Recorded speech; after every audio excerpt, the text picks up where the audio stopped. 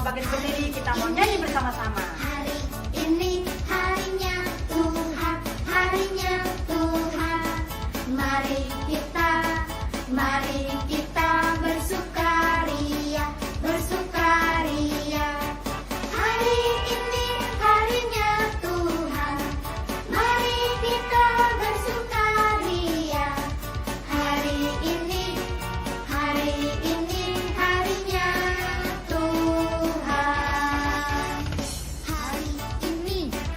Hari ini harinya Tuhan, harinya Tuhan. Mari kita bersukaria, bersukaria. Hari ini harinya Tuhan, mari kita bersukaria. Hari ini harinya Tuhan.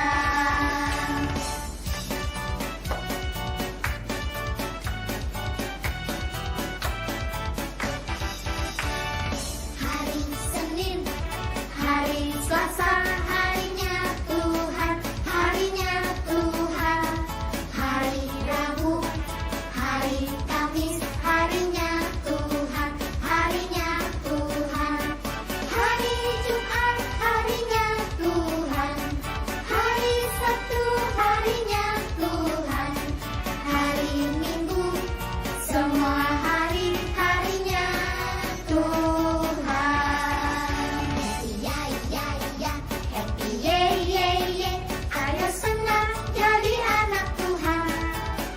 Siang jadi kenangan, malam jadi impian. Cintaku semakin mendalam. Saya senang jadi anak Tuhan. Siang jadi kenangan, malam jadi impian. Cintaku semakin mendalam.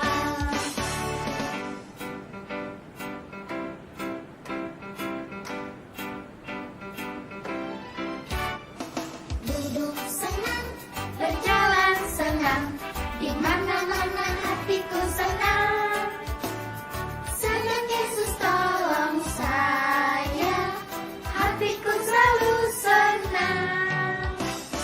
Duduk senang, berjalan senang, di mana-mana hatiku senang.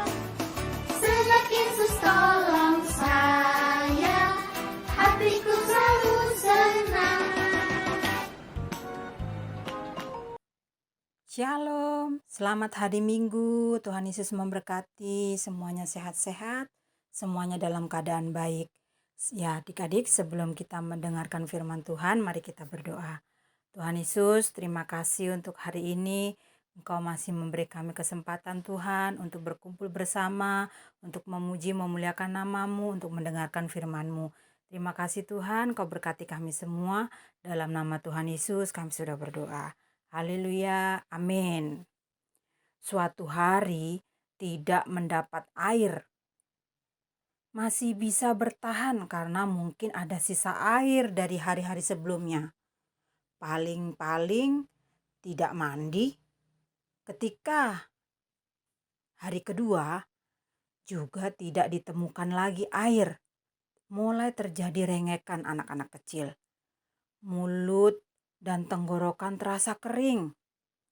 Tubuh pun terasa mulai lemas karena keperluan air untuk mengimbangi kemampuan tubuh dan membuang yang diperlukan untuk tubuh. Tidak ada lagi airnya. Mereka mulai panik, khawatir.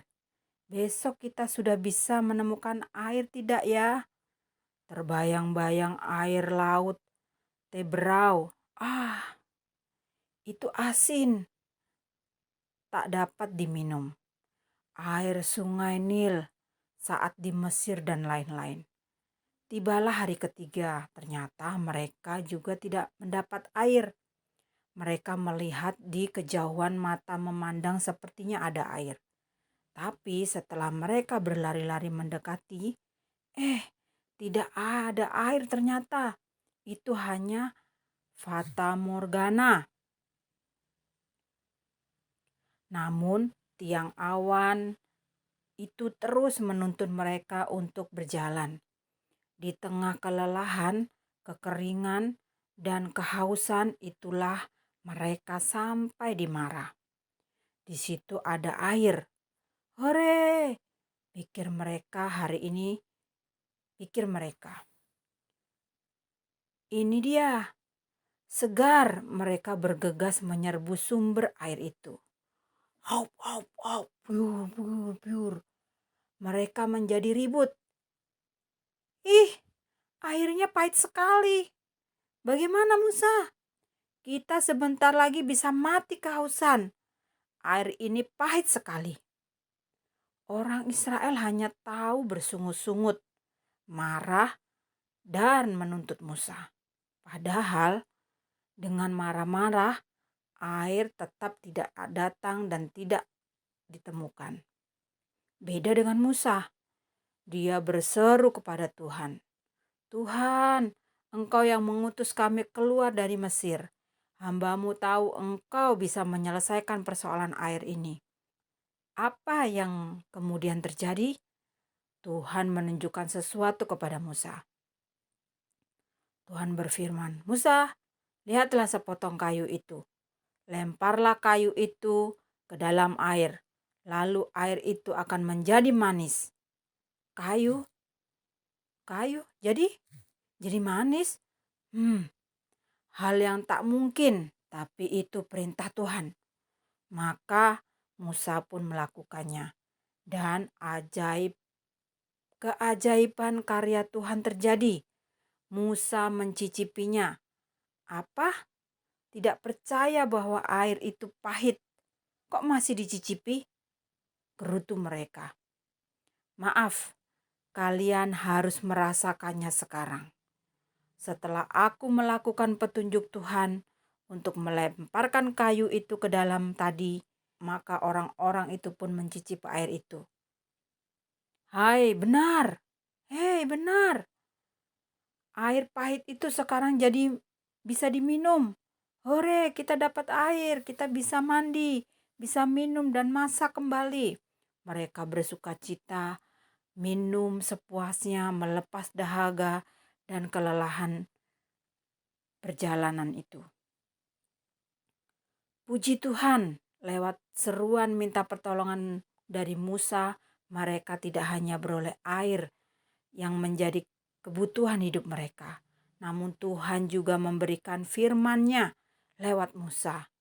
Jika kamu sungguh-sungguh mendengarkan suara Tuhan Allahmu dan melakukan apa yang benar di matanya dan memasang telingamu kepada perintah-perintahnya dan tetap mengikuti segala ketetapannya, maka aku tidak akan menimpakan kepada kamu penyakit manapun yang telah kutimpakan kepada orang-orang Mesir. Sebab aku, Tuhanlah, yang menyembuhkan engkau. Mereka masih terus harus berjalan sampai tiba di Elim. Di sana di tepi air mereka berkemah. Karena di Elim ada 12 mata air dan 70 pohon kurma. Demikian adik-adik firman Tuhan kita hari ini, mari kita berdoa. Tuhan, terima kasih untuk hari ini kami sudah mendengarkan firman-Mu, kami mendengar begitu besar keajaiban-Mu Tuhan untuk bangsa Israel. Kami juga percaya Tuhan, keajaiban-Mu juga terjadi dalam setiap kehidupan kami. Ketika kami mendengar perintah-Mu, ketika kami mendengarkan segala yang Kau firmankan ya Tuhan, dan menaatinya Tuhan. Terima kasih Tuhan, dalam nama Tuhan Yesus kami sudah berdoa. Haleluya. Amin. Nah, hafalan ayat kita hari ini adalah di 1 Korintus 10 ayat 13. Pencobaan-pencobaan yang kamu alami ialah pencobaan-pencobaan biasa yang tidak melebihi kekuatan manusia.